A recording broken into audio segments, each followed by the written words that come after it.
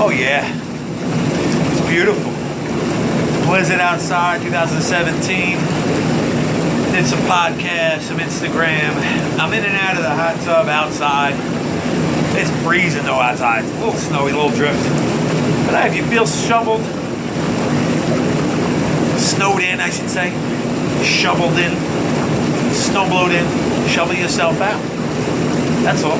Snow blow yourself out. Dig out. Do what you gotta do. There's no such thing as being snowed in. Snowed in life in general. Snowed in family, friends, relationships, food, work, bills, business. Doesn't matter. If you feel snowed in, do your work. Hustle. Put your mind frame to work. You're bigger, better, and awesome than you think you are. You can do it. Use the tools and tactics that you know. Don't be lazy. You know, get up and do the work. Go outside. Let's go outside and see how it is outside. Woo!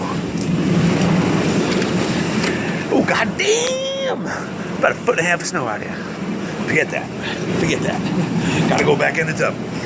Be good. Everybody enjoy the blizzard of 2017. I'm gonna get warm, watch a movie, get some Chinese, because they're the only ones that are open right now, the food, for the blizzard. Peace. Be good.